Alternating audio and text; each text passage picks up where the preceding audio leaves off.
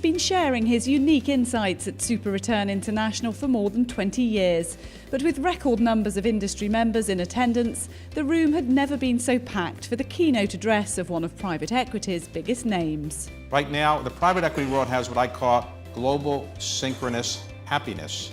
The limited partners are happy, the general partners are happy. It's a rare occurrence. And I think it's in part because the economy is pretty good around the world. An optimistic David Rubenstein giving his view on where we are in the credit cycle. I think for 2018 and 19, things are in pretty good shape, but who can predict in 2020 what will happen? So I think at some point the economic robustness we've had will probably slow down. What can this industry do to prepare itself for that? And do you think they are better prepared than they were 10 years ago? I think we're better prepared because the debt that we borrow has covenant-light provisions in it, so it's harder to default, not impossible, but harder. I think we should make sure we're not overpaying. That's an important thing. I think we also make sure we have people who know how to operate these companies and we're really not depending on leverage or macroeconomic factors to make the returns. We have to really make sure we're depending on EBITDA growth, and a lot of that's depending on really good operational people who come in and help run these companies. Carlyle's esteemed co-executive chairman advocating robust structures to ensure stability, whilst others encouraged the industry to keep learning from the past. The world economy is now recovering from the crisis and is in a strong place, but it took too long for us to get here. And I think one of the key reasons why it took too long is that mistakes in some sense were made.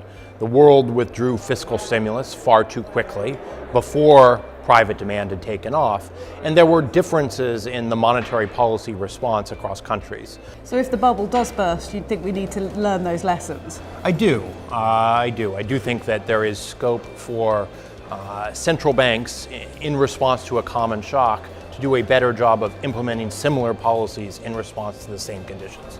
The benefits of a collaborative approach, something that Dr. Yanis Varoufakis also believes is the only way to achieve profound change through investment.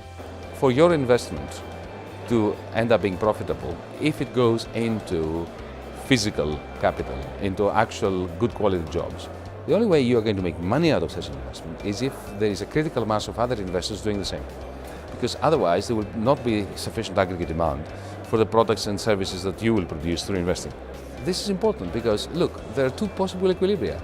One is a self-confirming positive equilibrium, and the other is a self-confirming negative equilibrium. So investors out there individually, however smart and well-meaning they might be, cannot bring about the positive equilibrium on their own. Somebody has to organize them.